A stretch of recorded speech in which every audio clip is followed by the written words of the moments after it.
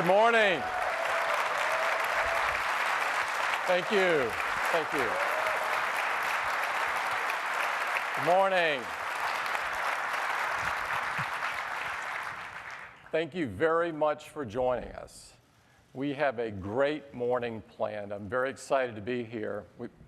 And I'd like to get started by talking about the post-PC revolution. It's happening all around us at an amazing pace. And Apple is at the forefront leading this revolution.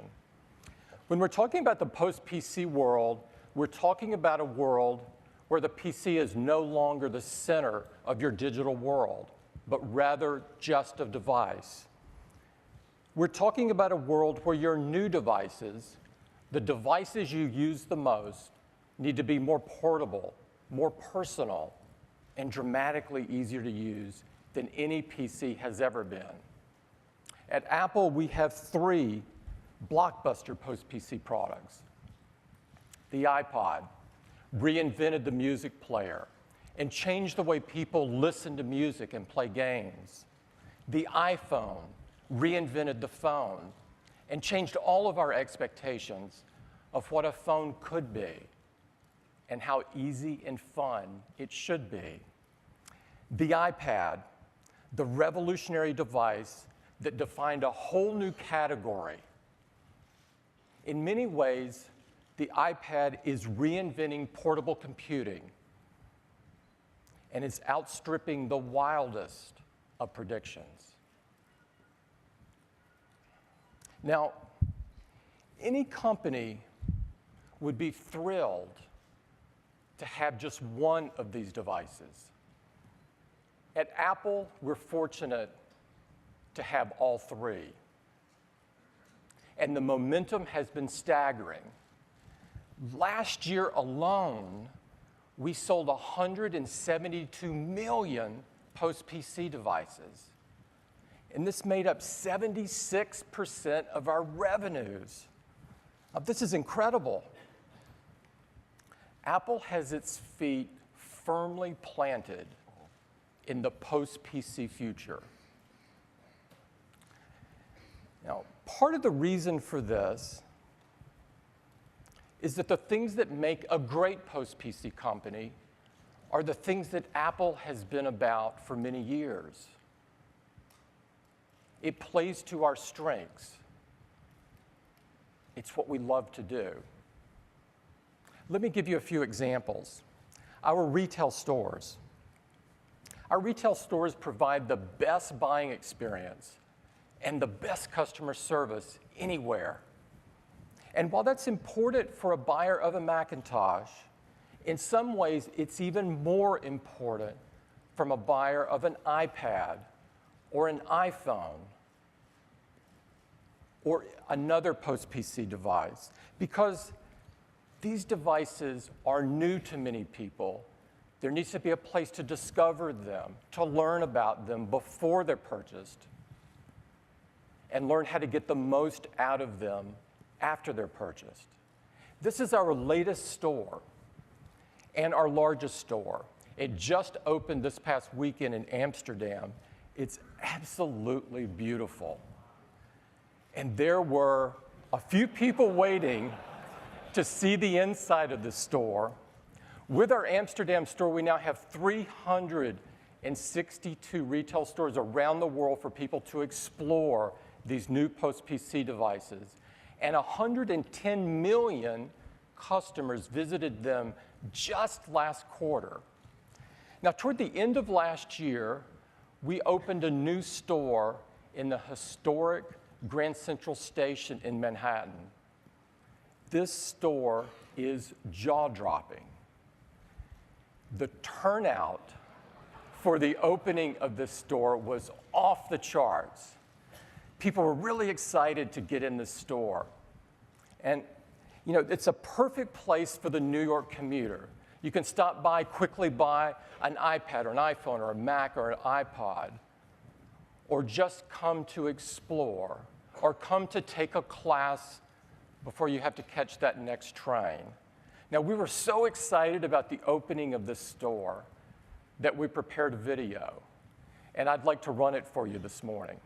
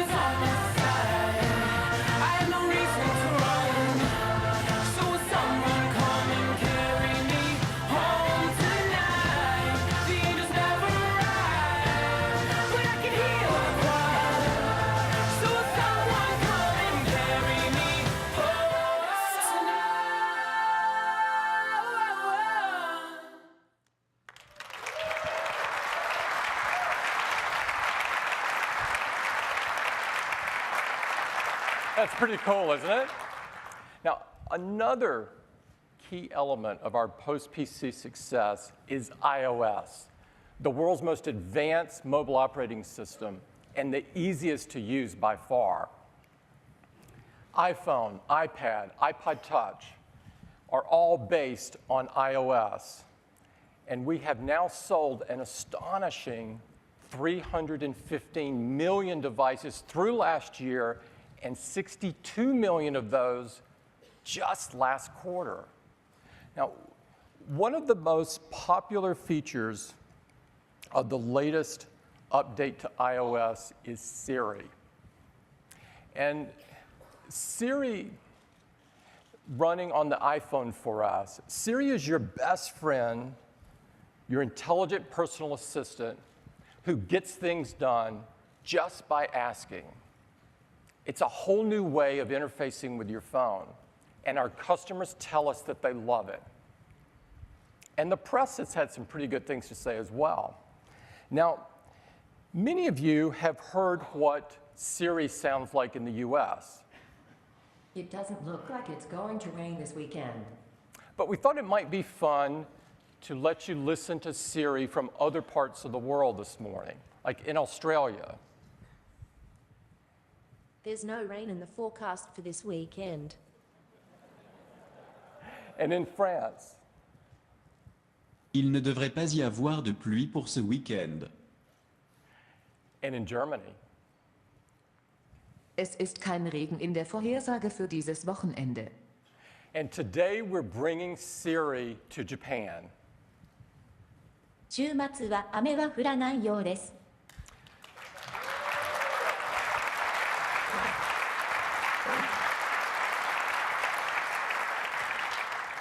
Siri in Japanese is a part of iOS 5.1, which is the latest edition of iOS. It is available today, and we'll be rolling it out in Japan over the next few weeks. We think our customers there are going to love it as they have in other parts of the world. Now, you can't talk about the post-PC world without talking about the App Store. And of course, the App Store is the place to go discover and download applications that make your devices even more usable and more personal. We have almost 600,000 apps in the App Store. This is an amazing number, and it's an amazing virtuous cycle. Great apps lead to more downloads, lead to more great apps, which leads to more downloads. In fact, just a few days ago, a lucky customer in China downloaded the 25 billionth app. 25 billion. This is a mind-boggling number that we couldn't even have imagined when we launched the App Store just a few years earlier. Another key part of the post-PC experience is iCloud. And of course, iCloud keeps all of your content in sync across all of your devices. Take a photo using the camera on your iPhone, and boom, it's pushed automatically and wirelessly to your Mac, your iPad, or even your Apple TV. It's simple, it's elegant, it's automatic, it just works. And in just a few months, we've gone over 100 million customers of iCloud. Part of iCloud is iTunes in the cloud.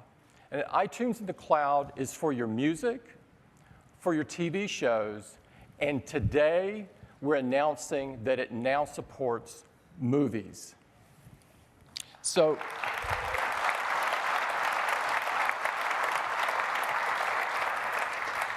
you can re-download movies you purchased on any of your devices.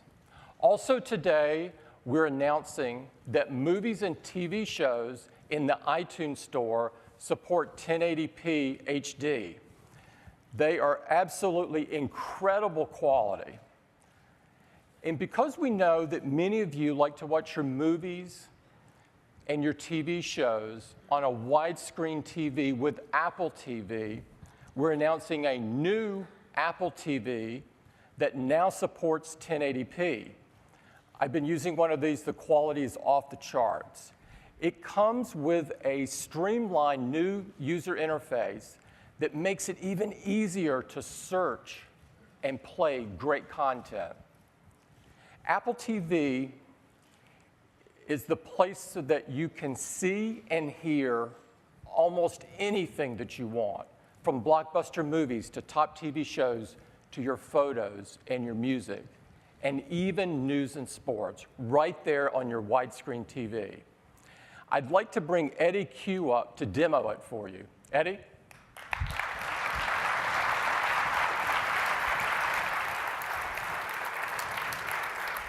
Thanks, Tim.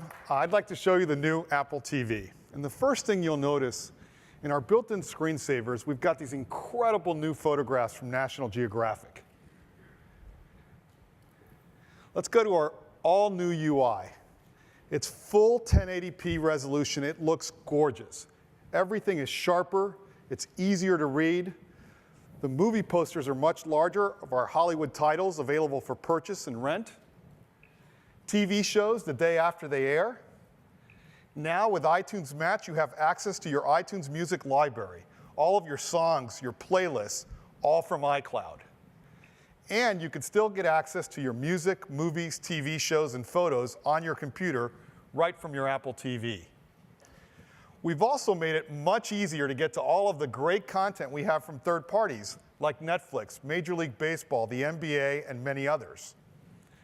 Let's go ahead and take a look at PhotoStream. Now, photos look great on a big screen TV, but PhotoStream and the new Apple TV make it even better. Because now, when I take a photo on my iPhone, it automatically appears on my Apple TV without having to do anything at all. And these photos look gorgeous. Full screen, 1080p, the details, they look incredible. Now to get back to the main screen, I just hold the menu on my remote. And let's go ahead and take a look at movies. Here you notice we have a new menu across the top that makes it much easier to navigate. Top movies, you see all of our new releases, the movies that are most popular for purchase or rent. Genius is now built in, so Apple TV will recommend movies for you based on the movies you've already watched. Here's some based on The King's Speech, on The Incredibles. Now to bring the menu back, I can just hit menu on the remote, and there I am. Now just like we've done for music and TV shows, you now have access to movies you previously purchased right from iCloud. We'll go to Purchased, And here's a list of movies I've already bought, and I can watch them at any time at no additional cost. Let's go ahead and watch my favorite movie this year, Extremely Loud and Incredibly Close.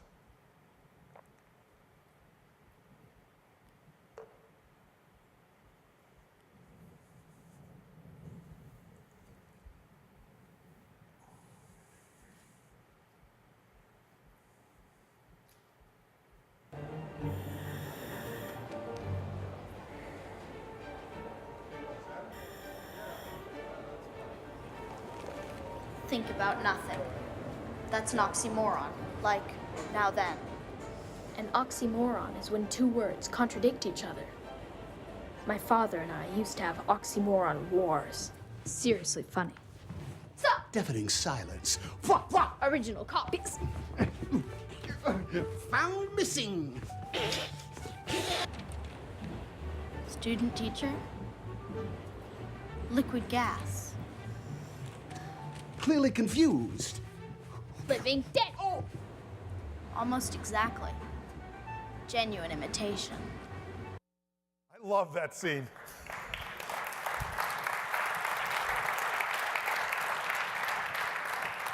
And it looks fantastic in 1080p. That's the new Apple TV, and we think you're going to love it. Thanks, Tim.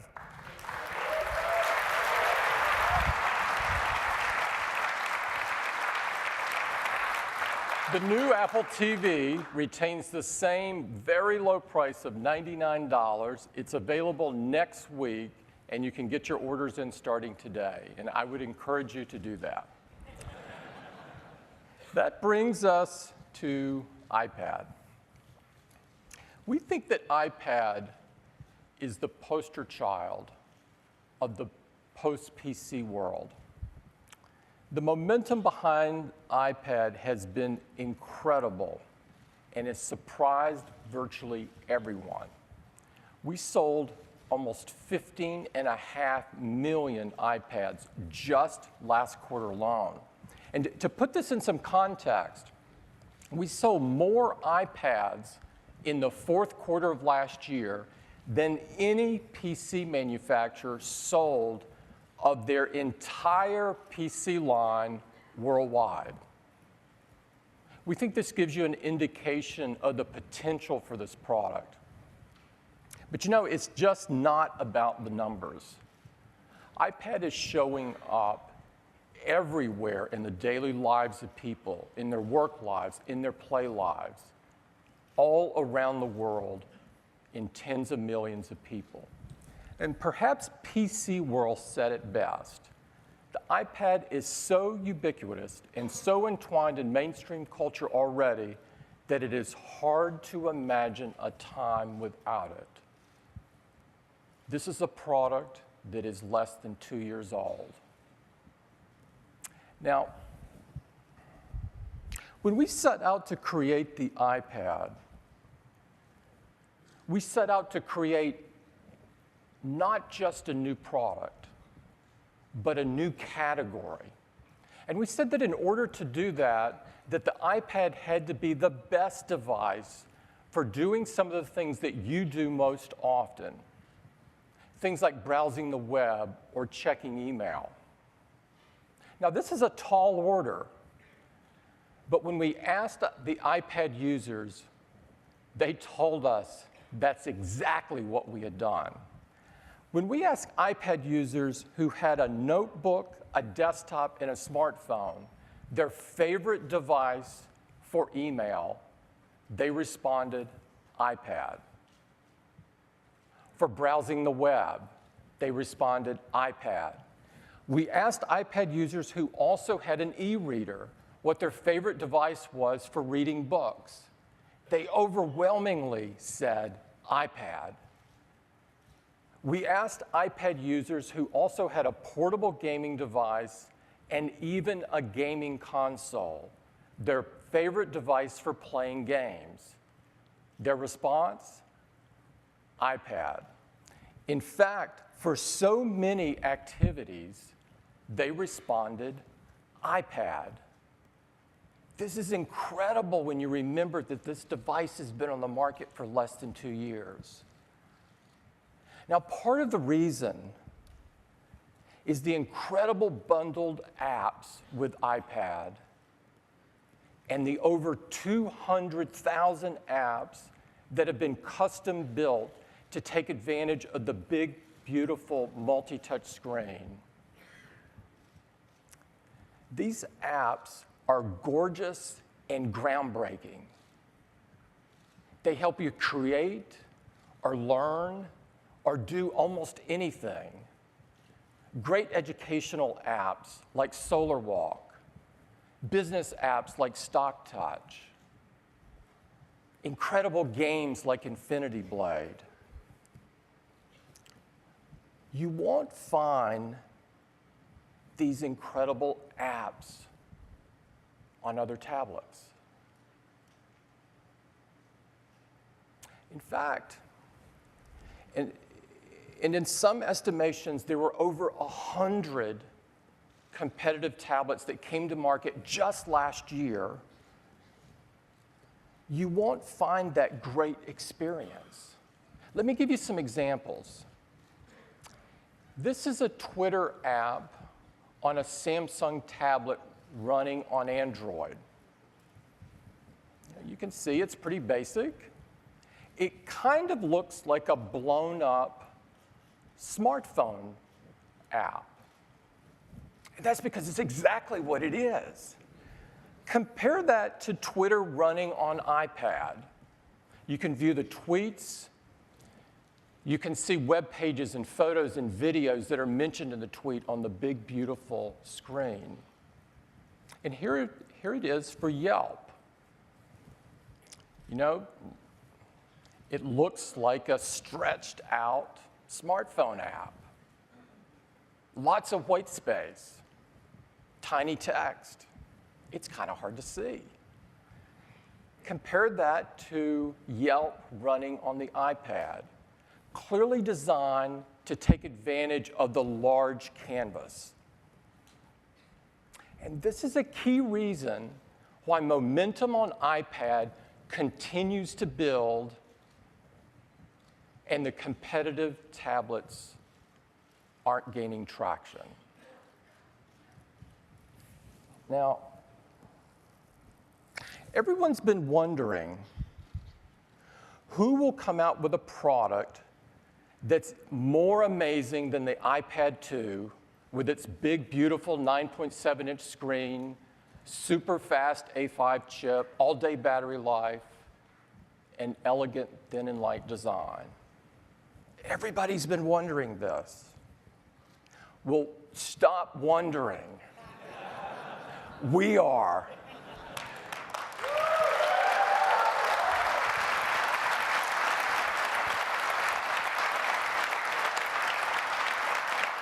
Today, we're announcing the new iPad, and it is amazing. We've taken it to a whole new level, and we are redefining the category that Apple created with the original iPad. It makes amazing improvements over the most fundamental features of the design of the device, while retaining everything that millions of people have grown to love about it. I'd like to invite Phil Schiller up to show it to you. Phil? Thank you, Tim.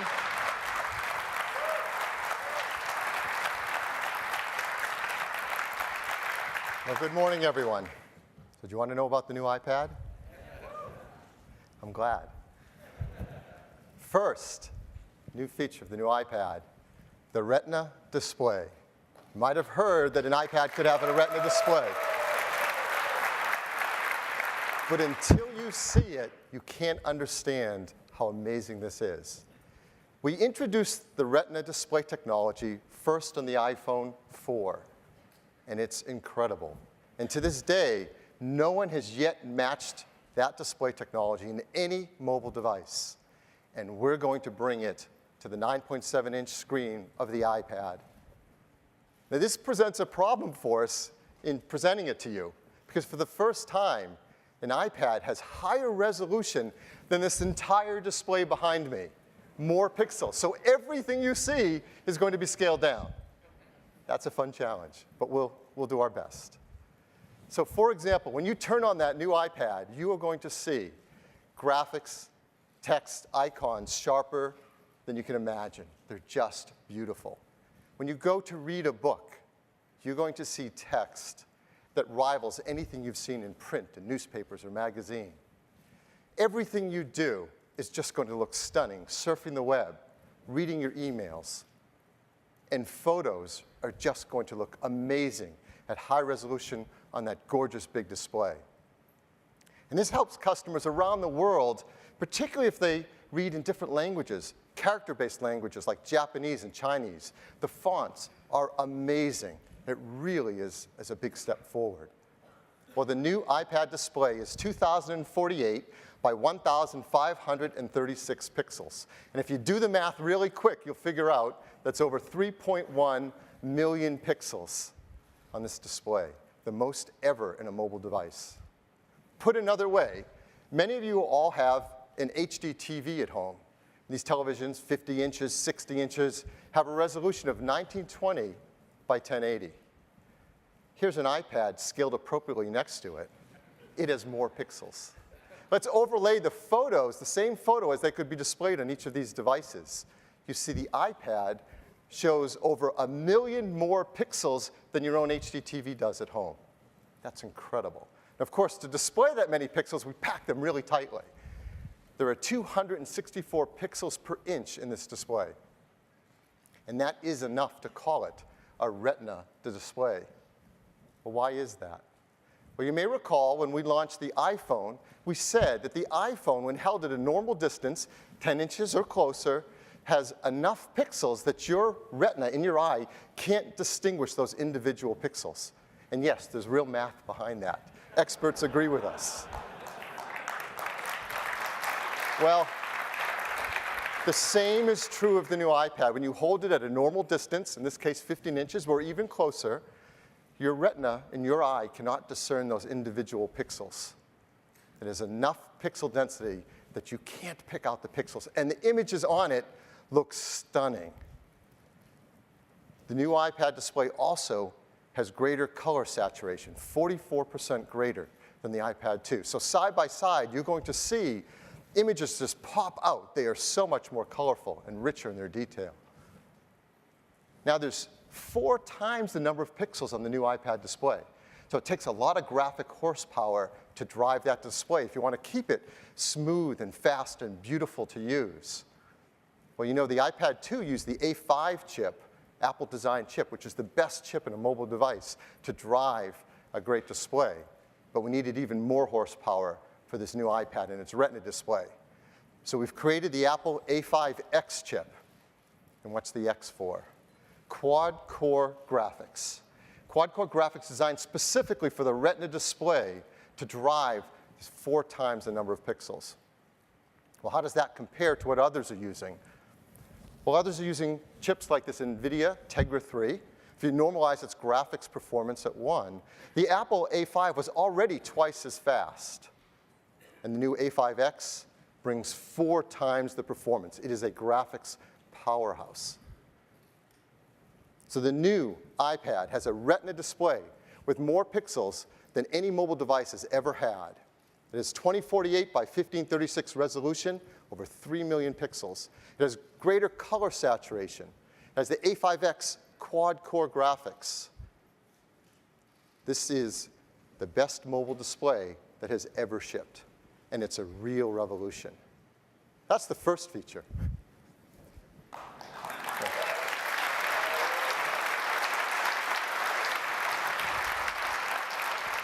The second feature, an EyeSight camera. Well, you know, on the front of our devices, we have a FaceTime camera.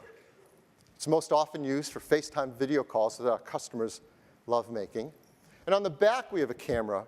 And when that camera gets of such quality and capability that you're proud to use it as your everyday camera for photographs, we call it an EyeSight camera. And the new iPad has a great EyeSight camera. It's a 5-megapixel backside illuminated sensor. We brought the optics system from the iPhone 4S, 5-element lens, hybrid infrared filter on it, and we have an ISP built into our A5X chip to do some great software algorithms and capabilities on this for photographs. But of course, the ultimate measure of a camera are the pictures you take with it. So let me show you some pictures taken with this new iPad. The iPad has auto exposure, so it gets great exposure, great color. It has autofocus. It's incredible at the detail it picks up, and you see that lens can deliver great edge-to-edge sharpness and detail. It has auto face detection, so you can take individual or group shots, it knows just what to do. It has auto exposure lock and autofocus lock, so you can compose exactly the photograph you want. It is just a blast to use. That's Derby, world's largest dog. So it has a 5-megapixel iSight camera, advanced optics with an IR filter, autofocus, auto white balance, face detection, everything to deliver a great photo experience built into an iPad. Number 3, HD video recording, now at 1080p resolution. Full HD resolution, so wherever you are, you want to grab a video for work or play or school, you've got a great camera built in to do that with. Let me just play a very quick, typical home movie clip that you might grab with your iPad and its 1080p camera.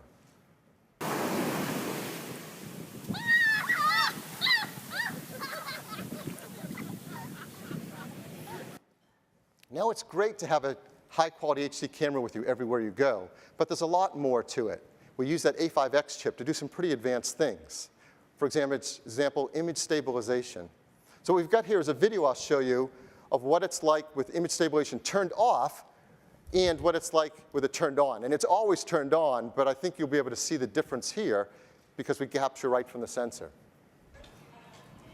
So here's the video as if it were unstabilized. And now here's what our software does to stabilize it. It's really nice.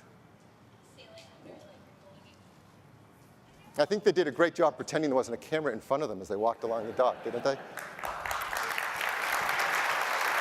So that's 1080p video recording, video stabilization. We do temporal noise reduction to help improve quality in low light situations. And it is perfect to watch these videos back on that gorgeous large Retina display. Fourth feature, voice dictation. Of course, the iPad, like all great iOS devices, has a software keyboard from Apple that's built into all the software you use automatically.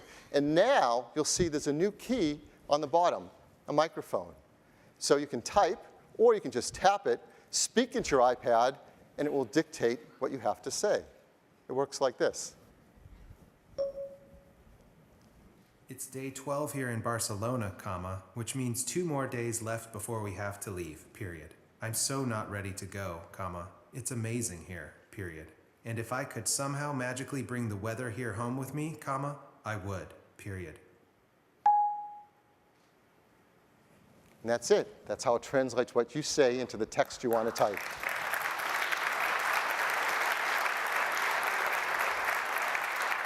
The new iPad supports English in US English, British English, Australian English, French, German, and of course now, Japanese. So that's voice dictation. The fifth feature, next generation wireless.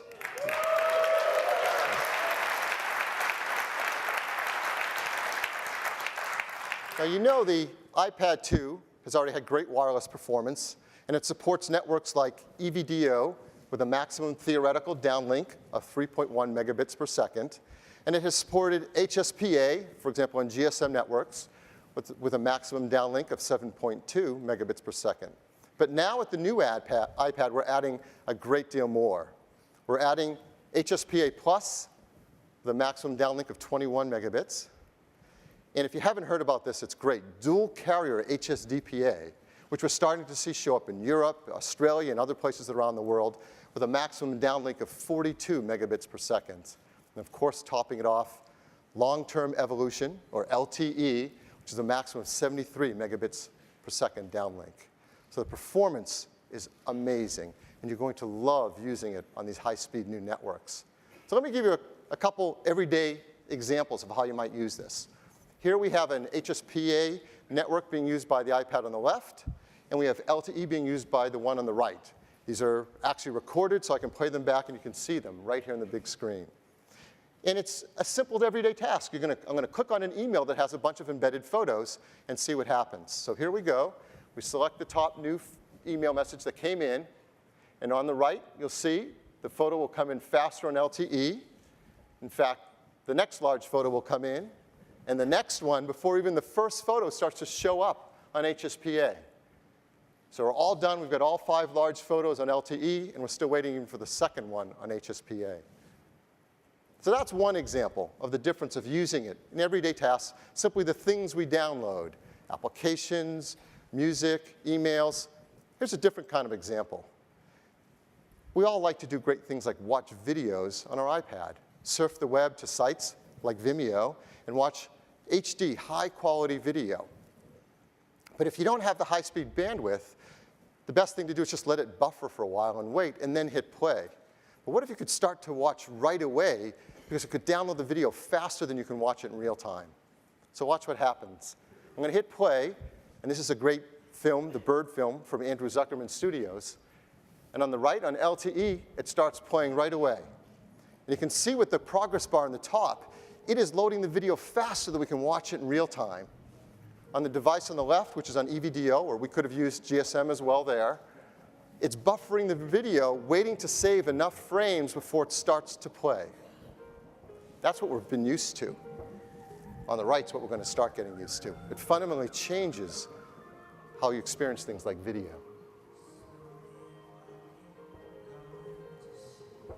So that's what it's like to use these high-speed new networks.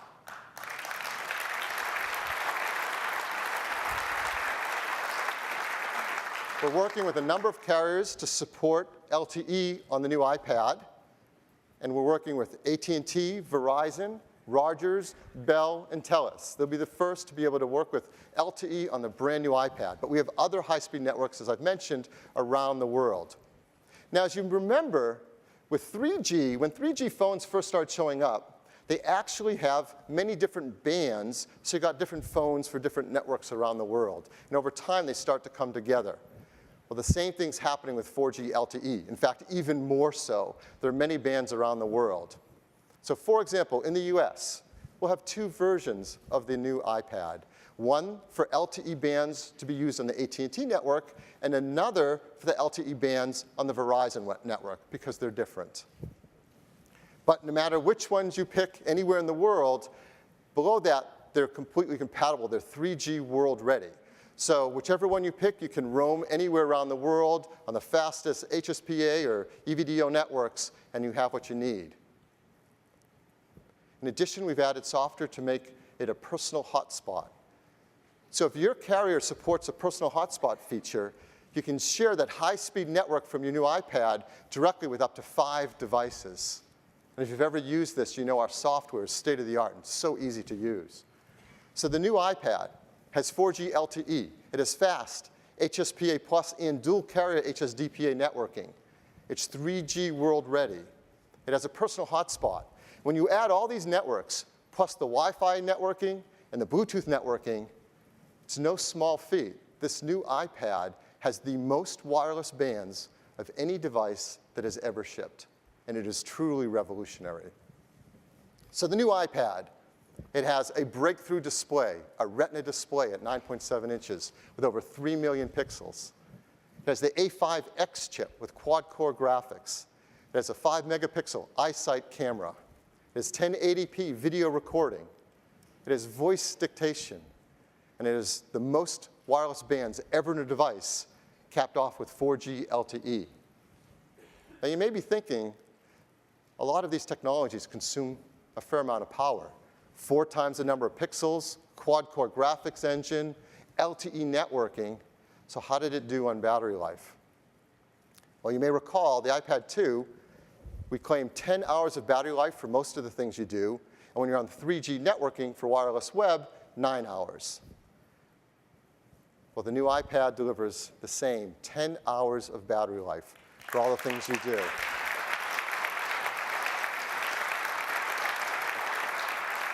And when you're on 4G, 9 hours. So the team has worked incredibly hard to deliver this kind of battery performance so you can use it all day long. Yet, it remains amazingly thin at just 9.4 millimeters and amazingly light at just 1.4 pounds.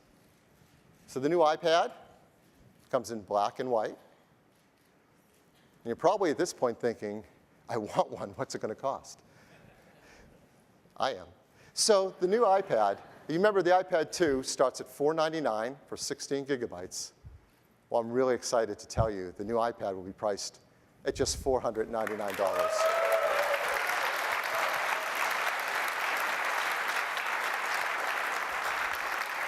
It comes in 3 storage capacities, 16, 32, and 64 gigabytes at $499, $599, and $699 for Wi-Fi models. And for Wi-Fi plus 4G, $629, $729, and $829, the same prices as the iPad 2 before it. And the new iPad will be available on March 16th. And just 1 week.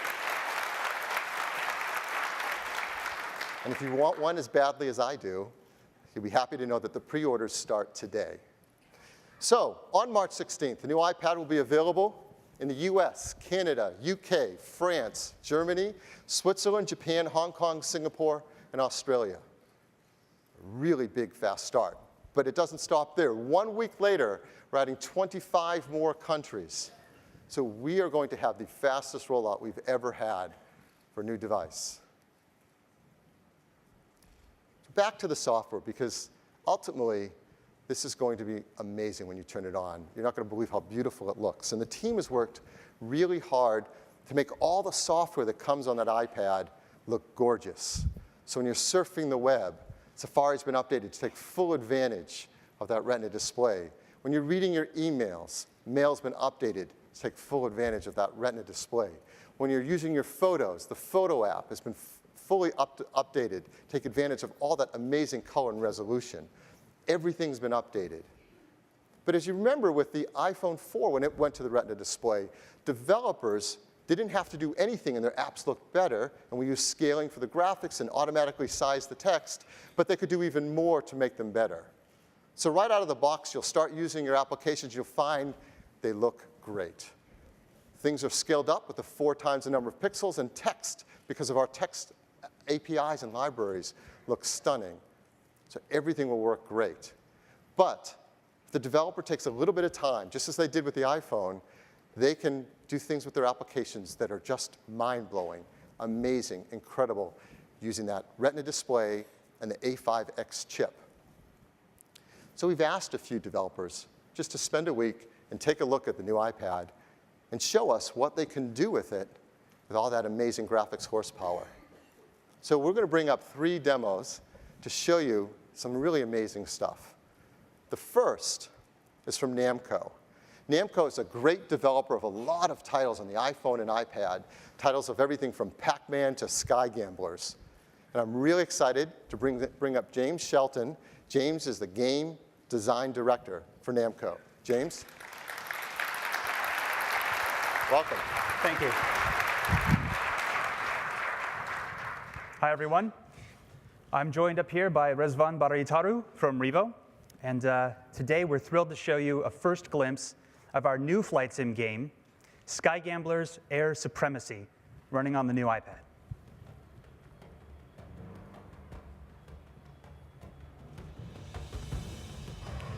Great gaming experiences are about immersion, being able to really lose yourself in the game. And the new iPad helps us achieve this in 2 key ways. First, the extra graphics performance lets us increase the level of detail of everything in the game. And second, the astonishing resolution of the new display means absolutely none of this detail goes to waste. Just look at the heat haze coming off of the engines here. Look at the scale of this city. Look at the detail in its buildings. And check this out.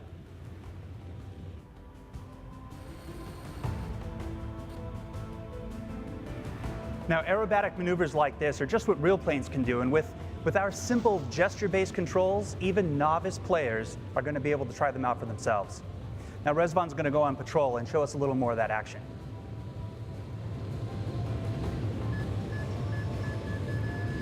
All right, we've got the carrier out there, just launched 3 fighters. Rezvan, why don't you take out the carrier first before it does any more damage? Target locked. Missiles away. Ah, excellent, nice shot. Now, okay, that's 50 jets up there in a dogfight. This action's a little bit too hot, so Rezvan, why don't you just bail out? To do this, he shakes the device. It'll pop that chute, and he can live to fly another day.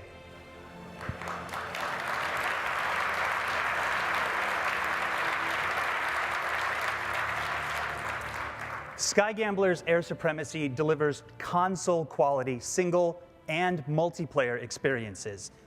An experience that not even this giant screen here could actually show you. The only place to truly experience the intensity of action, that richness of detail, is on the new iPad itself. Sky Gambler's Air Supremacy launches exclusively on iOS later this month. Thank you.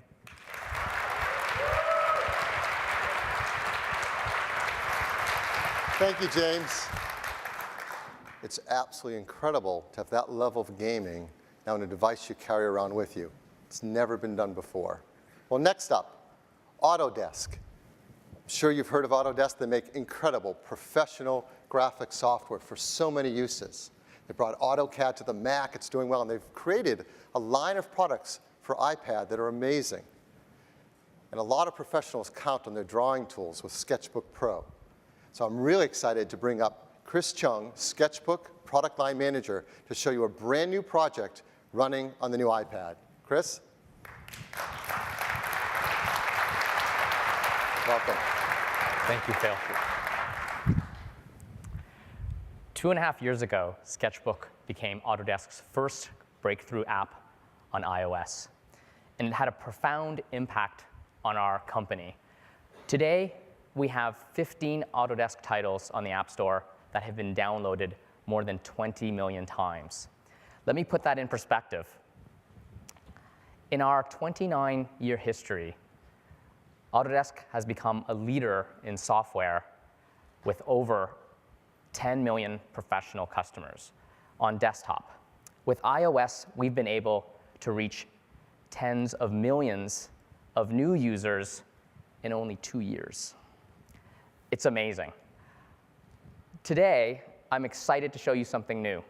With the help of Lawrence Yang, I want to introduce Sketchbook Ink. Sketchbook Ink is a new drawing app that focuses on line art. So it's totally complementary with Sketchbook Pro. In fact, Lawrence actually started this piece in Sketchbook Pro and is using the painting he created as a background. You'll notice right away that we take a lot of design cues from Sketchbook Pro. We have 2 customizable panels on the sides, one for ink styles, the other for color swatches. We have an inkwell on top for quick access to color selection and a simple toolbar. For ink, we developed a brand new engine, one that really takes advantage of the incredible graphic power of the new iPad. This is not an ordinary vector application. It's not the same technology, and it's not the same interaction. It's resolution independent, so you can see, no matter how far you zoom, all the strokes stay crisp and smooth. This also allows us to export massive images in excess of 100 megapixels. So, there's a reason why they call this the visual arts. You have to see it with your eyes. Retina display is luscious. It takes it to the next level and creates an immersive environment. Professional and everyday artists are going to love this device, and it's going to inspire them to create beautiful pieces of artwork, just like what Lawrence has been creating for you live today. Which, by the way, dude, that's pretty amazing. For 90 seconds,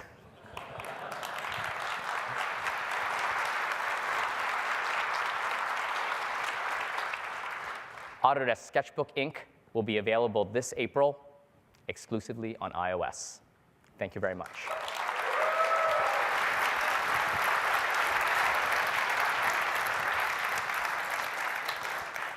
And it's one of these things that wait till you see it and try it. Using your finger to draw on the resolution of a display that you cannot even see pixels with vector drawing tools is truly a breakthrough. Well, for our third and last demo, Epic Games. Well, if you know Epic Games, you know they've created some landmark titles that have pushed the boundaries of what anyone thought was possible in a mobile device.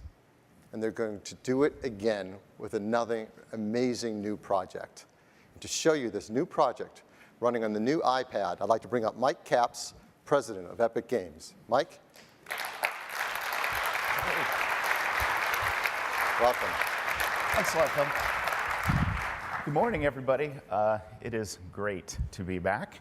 So just like Apple has raised the bar today for mobile computing, Epic's iOS-exclusive franchise Infinity Blade has been raising the bar for mobile gaming. And we're really excited to do that with the new iPad. So today I'm going to introduce Epic's Rod Ferguson and the latest chapter in the Infinity Blade saga, Dungeons. So in Dungeons, you are the apprentice to the master of the forge, and you're on a quest to craft the ultimate weapon, the Infinity Blade. So you guys are in for a visual feast of unprecedented detail today. I mean, seriously, these leaves here are blocking the light from the sun, right? So let's dive into this abandoned mine. And as soon as we go in, you're going to notice that your pupils are adjusting to the darkness. Cool grays are going to give way to warm orange tones from the lava. That's a technique called tone mapping that our cinematographers use to dynamically adjust brightness and color palettes for better immersion. And of course, just like all our products, this is running real time. Rod, if you want to zoom in and show them the incredible detail we're getting here. Yeah, well, that's enough sightseeing, Mike. If we're going to craft the Infinity Blade, I need the fire silk from the Spider Queen. Oh, abandoned, huh?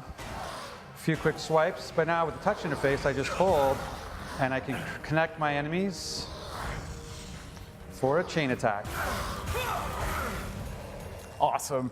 So, well, it is, come on. So depth of field post-processing is really paying off here. You can see the lava fields and the landscapes in the background. That's a filmmaker's technique to separate and point your eye to certain parts of the screen. Also show the depth and scale of the world. Yeah, whatever, Mike. There's a treasure chest here. It's all about the money. It kind of looks like a trap, though, Rod. We'll see. Oh, sweet iron ore. I need that. Oh, but that's not good. Kind of looks like a trap, Rod. Maybe I can kind of sneak out this way. Ow. Ow. No. Time for double smash. Finish him off. Nice. Ding, level 7.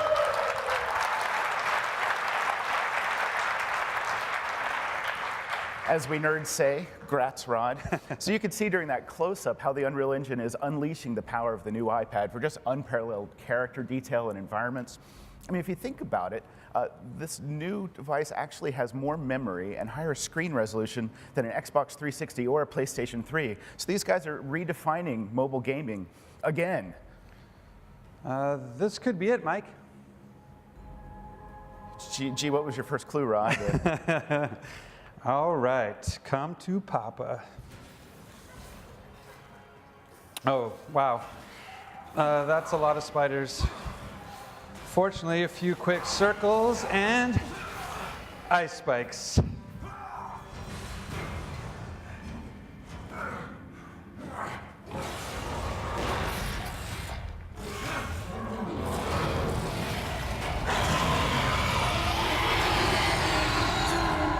I'm 100% certain that was a trap. Thanks.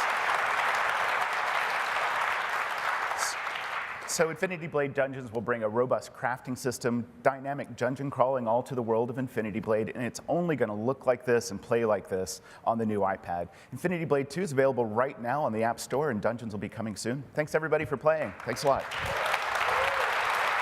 Thanks, Phil. Appreciate it. Amazing. Tim, I'm going to need a few weekends off to catch up and play that.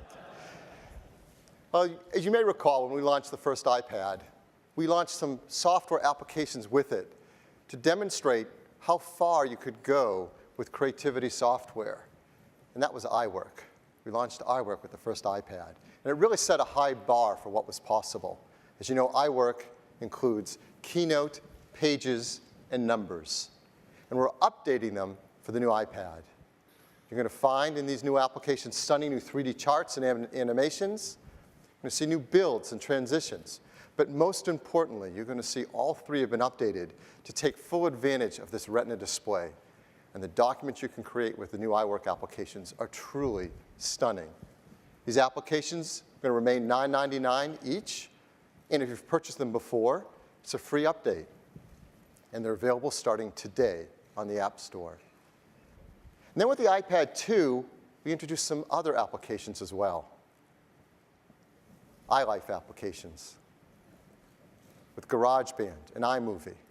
And they're being updated as well. GarageBand has a new version. It adds some great new features. Smart strings join smart guitars, smart keyboards, and smart drums, so you can have your own string orchestra accompanying your music. It has a note editor, so after you've created your song, you can go back and change your performance. You can use iCloud to make sure you have your songs that you created on all your devices. And there's great new ways to share the songs you create with friends. But the best new feature is something we call Jam Session. So now up to 4 iOS devices running GarageBand can all play together and at the same time create a new song over Wi-Fi or Bluetooth. It's really cool. And to show you what it looks like, I've got a very brief video. You guys ready? Yeah.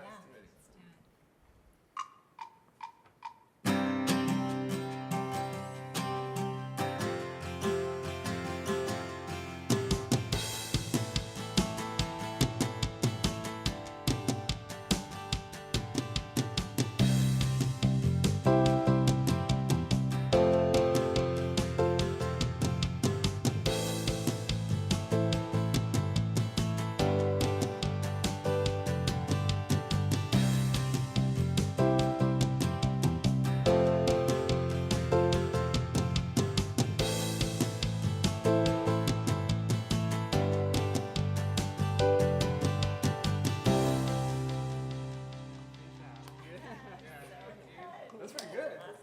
Let's listen to it.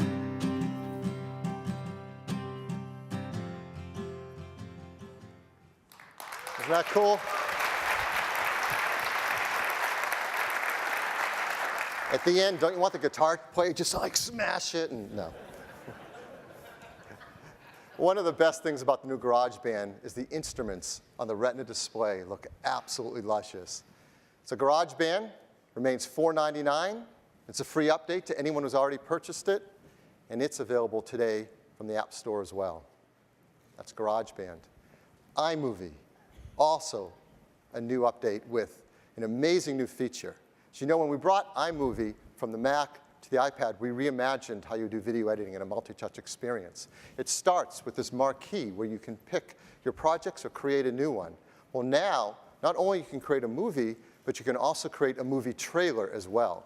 This is something we had brought to the Mac, and customers have loved it because it is so fun to be scripted right through how to create an amazing, quick and easy video piece. So all you do on the iPad is you select from a bunch of different styles and templates, and you're presented with a simple interface for creating your movie trailer. There's never been video editing like this. You fill out your outline, for example, what your movie studio name is going to be and who's the director, and then you tap on the storyboard, and you have a visual storyboard of the piece you're creating, where it tells you exactly what shots you need, like a close-up, an action shot, a group shot. But for the first time ever, you have a device where you can outline and storyboard your video, use the 1080p camera to record the video, and then play it back on that high-resolution display. It is truly a transformative way to do video editing. And let me show you a video of just one example of the kind of trailers you can create with the new iMovie on the new iPad.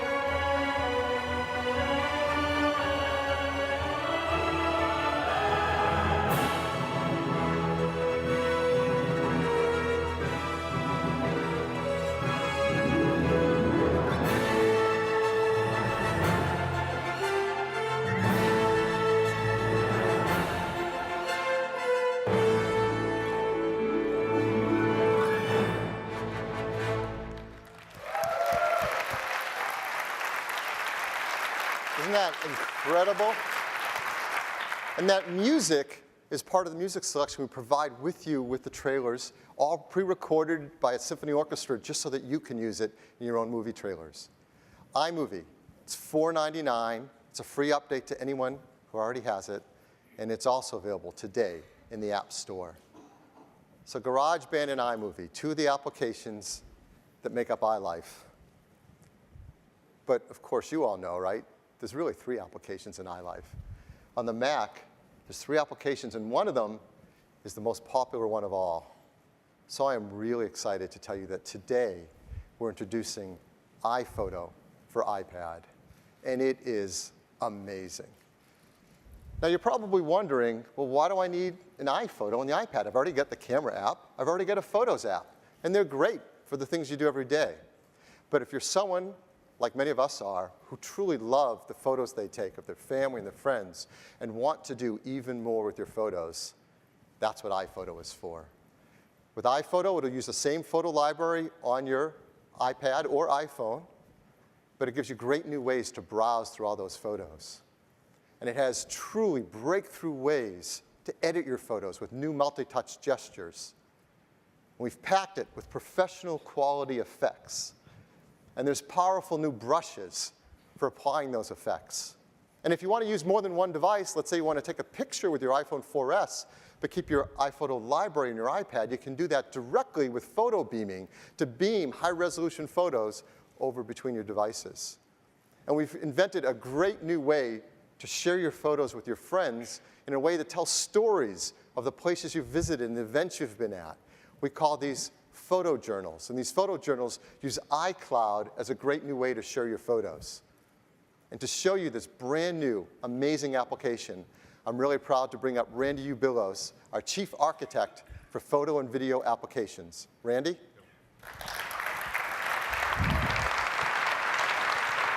Thanks, Phil.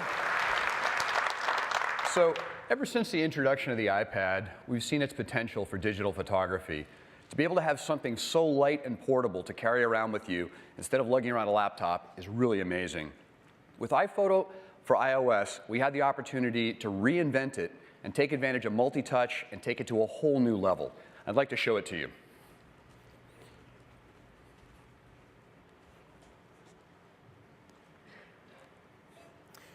We'll launch the application, and we start out with these beautiful shelves that show you all the photos that are on your device. We've got your albums. We can switch over, take a look at your events. You get to see all the photos that you have here. If we tap on one, we can take a look. We bring up the editing interface. It's very customizable. I can swipe in from the side to bring in a thumbnail view. I can change the size of this to change the number of columns here. I can even flip this from left to right for left-handed or right-handed layout. Now, these are photos from a trip that I recently took to Antarctica. I took along a digital SLR, took over 3,500 pictures, and used the camera connection kit. It was field testing the application there. When you're dealing with lots and lots of photos like that, one of the first things you want to do is find the best photos. And we have some great ways for doing that. You can simply tap on things to take a look at them, but if you want to compare photos, I can just press and hold and bring them up side by side. A lot of times you have a situation like this where I've got a bunch of pictures of this seal, and I could manually press and hold to compare those, but I can also let iPhoto do it for me. If I just double tap there, it's going to actually analyze the thumbnails and find all the similar photos and put them up side by side for me so I can compare them. Now, when I want to go through and find the best ones, like the second one in the first column, he's not looking at the camera, I'll just swipe down. That one disappears. The one at the bottom, same thing, he's not looking at the camera, swipe down. If I want to see them larger, I just tap. It goes to a larger size, I can swipe. His eyes are kind of closed there, so I'll swipe down, not looking at the camera. So now I'm down to 2. The one at the top's nice, but I think I like the expression on the one at the bottom better, so I'm going to swipe down on the one on the top. Now I can zoom in by just pinching apart, and you can see the kind of detail that I have here. If I bring up my info panel, the reason for this was shot on a Nikon D300. It's a 12 megapixel image, and all 12 megapixels are available here. In fact, I can work with images up to 19 megapixels on the iPad. And on the Retina display, these images look absolutely amazing. So now that we've chosen the image, the best one of that group, I'll touch the flag button to mark it. Once I've chosen a number of photos and flagged them, I can tap at the top of the thumbnail column and select to just view the flagged photos. Photos like this penguin staring contest here. Once you've got the photos, we have some great sharing options. I'll tap the share button. We have things like email and Twitter, Flickr, Facebook that you can send your photos to. Once you've chosen the best photos, you want to make them look even better, and we've got some great tools for that. Jump over to another album here. So here's a nice photo, but we can make that look even better. Down at the bottom along my toolbar, I'm going to tap the Auto Enhance button, and we're going to automatically adjust the contrast and color of the image to make it look better. But you'll notice the horizon line is not quite level. So I'm going to, down along in the lower left here, I've got my tools. I'm going to tap on the first one, which is my crop tool. And iPhoto is going to automatically analyze the photo and find the horizon line. It's drawn a line across, and I have a button on the right side, and I just touch that button, and it straightens the horizon line for me. So with just 2 touches, I'm able to go from this to this. And that's another feature. In the upper right corner, there's a button, Show Original. Anytime, I can always compare the original to the one that I'm working with. Now, the crop tool also has some great multi-touch features to it. So I can just use my fingers to pinch apart and pan around. If I turn my hand, I can actually rotate. I've got a dial at the bottom that allows me to do the same as well. I can grab a corner and change the cropping. Or if I want to go to some standard sizes, I tap the gear in the lower right corner, and it brings up some standard sizes. So say I want to do a square crop there, and I can just reframe, and just like that, I can crop the photo. Now, another thing that you run into a lot with photos is things that are too light or too dark.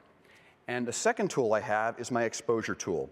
And this brings up our unified control at the bottom that allows me to adjust the shadows, the highlights, the brightness, and the contrast. But I can do this in a great multi-touch way as well. The shadows in the lower left corner are a bit too dark. So I'm just going to touch my finger in the lower left, and it brings up these controls, and I just slide upwards in there, and up come the shadows. The same thing works for color. I'll switch to my color tool, and now I'm just going to touch and slide up, and it's going to adjust the saturation. So I'm able to go from this to this with just 2 touches of my finger. It's really fun and really easy. Now, sometimes you want to adjust just a portion of an image. These multi-touch controls allow me to do that. I can touch in the sky and just slide to the left, and I'm going to be able to darken or lighten my sky. So just with one slide of my finger, I go from this to this with a nice deep sky. Really, really easy. Another color issue that you run into is white balance. We've got some great tools for white balance, but we have a brand new one, which is a skin tone white balance. And I just touch on the skin tone control, up pops this little loop, and as I drag this around, it's live white balancing on whatever's under the loop. And I just drag this onto anything where there's skin tone, and I'm able to go from this greenish cast over to a really nicely balanced image. Really, really easy. Now, sometimes you run into situations in an image like this one, where part of the image is nice, like the sky, but part of it's kind of dark, like the face. We've got some great tools for that. I'm going to bring up my brushes. I've got this great brush palette that comes up. I've got repair, red eye, saturation, lightness, and sharpness that I can do. I'm going to go ahead and tap on my lighten brush, and now I'm just going to use my finger to work on the image. I just rub over the image, and these brushes are set up to work in a very soft way, so you just go back and forth a couple of times on the image. And so I'm able to go from this to this and get a very natural looking change to the image just using my finger with the multi-touch on the screen.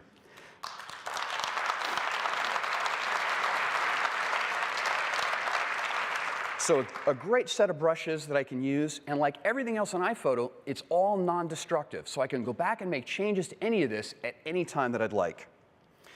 Now, the next thing I'm going to show is we have some great effects. That's my fifth tool. I'm going to go ahead and choose my effects, and up pops my swatch book of effects that we have here. And we've got a whole bunch of different ones that I can choose from. I'm going to go ahead and choose my black and white card. Now, to apply a black and white, I just touch on the little film strip down here, and it applies a black and white. Professional photographers know there are lots of different ways to do black and white. You can mix the red, green, and blue very differently to get different effects. And I can do that by just sliding my finger along this strip down here. And I can get all kinds of different effects. I just slide my finger to where I like it.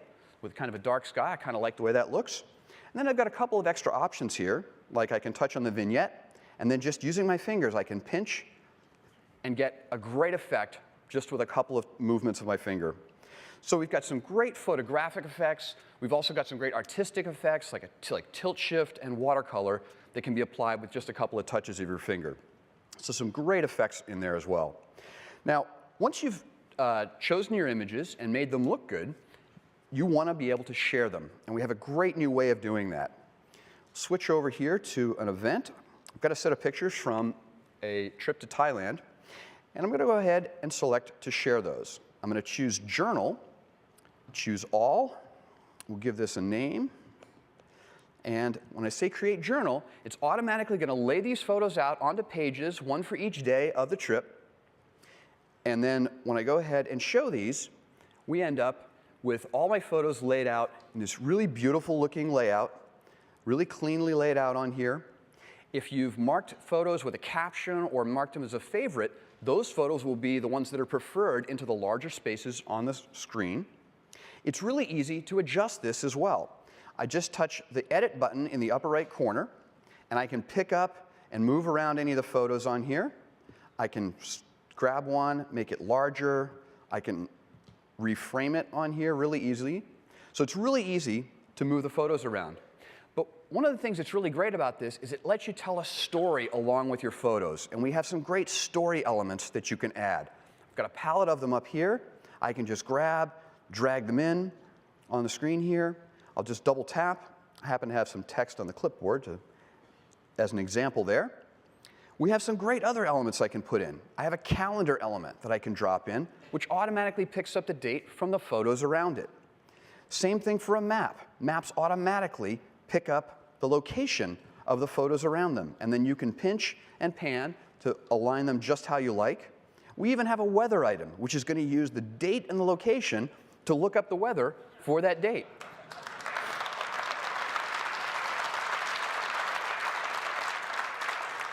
So these are really fun to put together, and they allow you to really put some story around your photos. But once you put this together, they look great on your iPad, but you want to be able to share them. We have a great new sharing option where we can share to a new feature of iCloud, where this gets published up to iCloud, and then you can share a link with your friends and family that they can then view in any web browser on an iPad or on a laptop, any place in the world. So it's really easy to share this with your friends and family. Now, everything that I've shown here can also be done on the iPhone. This is a universal application, so all of the editing, selection, even the journal creation can be done on the iPhone as well. And that is iPhoto for iOS. Thanks very much.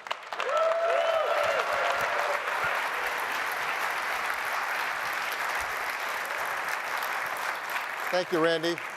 That is truly a breakthrough piece of photo software. It's going to be priced at just $4.99, and it's available starting today on the App Store. So I don't know about you, but the second I'm out of here, I'm going to be downloading it and starting to play with my photo library. And the real amazing thing is, if you step back and think about it, we've now brought all of iLife to the iPad with all new versions of these amazing applications. So everything from iWork and iLife. So don't let anyone ever tell you that you can't create on an iPad. And it's stunning, most of all, on the new iPad with its Retina display. So if you can't tell by now, we absolutely love this iPad and all the amazing software that it can run. So when we love a product so much, we can't help ourselves. We create a video about it. So I'd like to run that video now.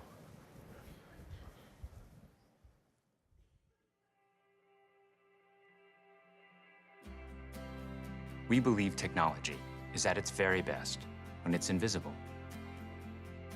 When you're conscious only of what you're doing, not the device you're doing it with.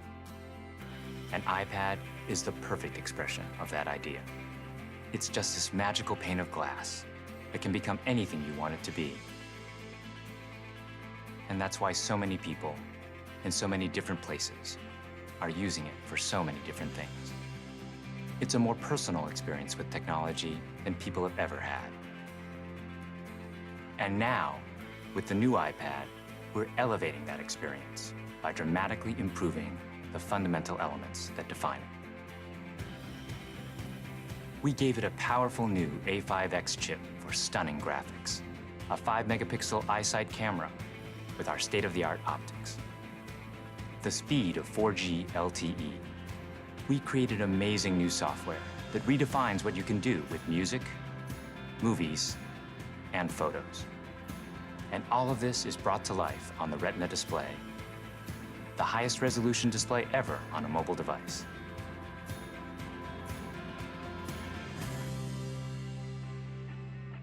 The display is what the iPad's all about. So when you enhance the display, you enhance everything. And the Retina display on the 3rd generation iPad is just spectacular. It's got a resolution of 2048 by 1536. That's 3.1 million pixels, 4 times more than the previous iPad, and over 1 million more than what's called high definition on other devices. And we've packed all these pixels into a display that's just 9.7 inches. But engineering it wasn't as simple as just jamming in more pixels. A pixel is made up of red, green, and blue subpixels, with a signal telling each one when and how much to light up. That's how colors are created. But when you squeeze 4 times the pixels into the same space, signals can get crossed, colors become distorted, and images get fuzzy. To solve this, we had to elevate the pixels onto a different plane and separate them from the signals. It's a major breakthrough, and it's the key to making the pixels so small and so close together that the human eye can't even distinguish them. So type looks razor sharp, and you'll see details in photos that you never knew were there. A wider color gamut brings out even more detail and gives you colors that are incredibly rich, deep, and vivid. This isn't just the most advanced display you've ever held in your hand, it's the most advanced display you've ever seen. The iPad is known for its fluid graphics performance, but because the Retina display has 4 times the pixels to drive, you need a lot more power. So when we designed the new A5X chip, we gave it quad-core graphics. It makes everything you do feel really fast and smooth. And it's so efficient, the new iPad still gets the same great 10-hour battery life.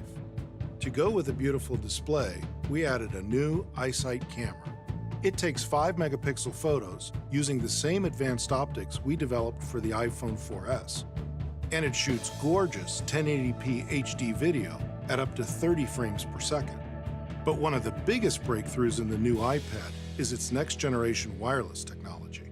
It works with more bands than any mobile device ever. So it connects to more of the world's fastest data networks, all the way up to 4G LTE. With all the amazing technology built into the new iPad, we had an opportunity to create software that is truly groundbreaking. And that meant completing the iLife family of apps.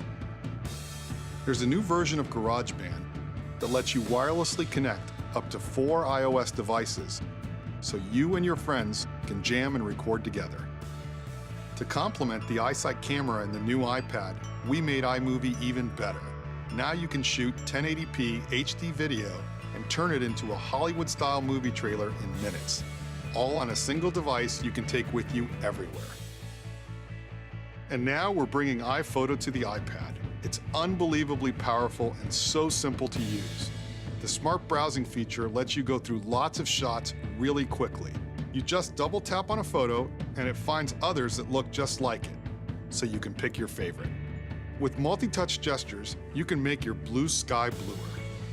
You can apply dozens of professional quality effects with just a few taps. And with photo journals, you can share your photos in ways you never could before. These new iLife apps open up all kinds of possibilities for the iPad. The iPad introduced the world to an entirely new way to experience technology. And now with the new iPad, we've taken an experience that millions of people love and made it profoundly better. It's the ultimate iPad, and we think it's going to change how you see and do just about everything.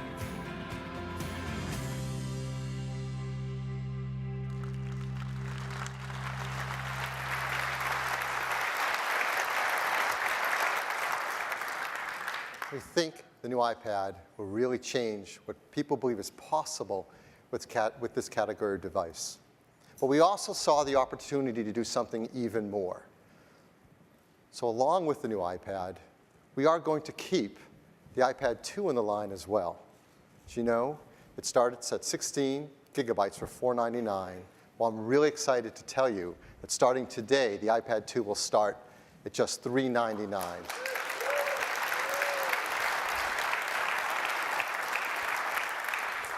This is really huge. So many more people can afford to get into this brand new groundbreaking technology on this amazing device. So many more schools can afford to move faster to new iPad technology into the classroom.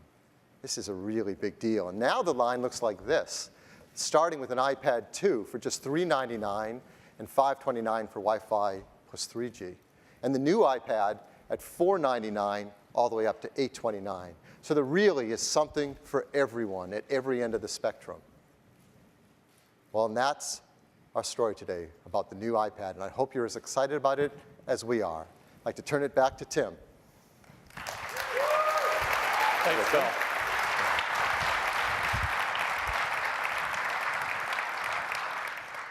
With the amazing new iPad, a new affordable price for the very popular iPad 2, and amazing software like iPhoto and the rest of the iLife and iWork suites, we have redefined once again the category that Apple created just 2 years ago with the original iPad.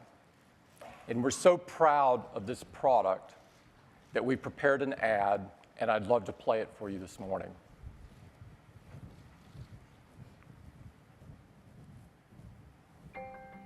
When a screen becomes this good, colors are more vibrant. Words are pin sharp. Everything is more brilliant. Because when a screen becomes this good, it's simply you and the things you care about. The stunning Retina display on the new iPad.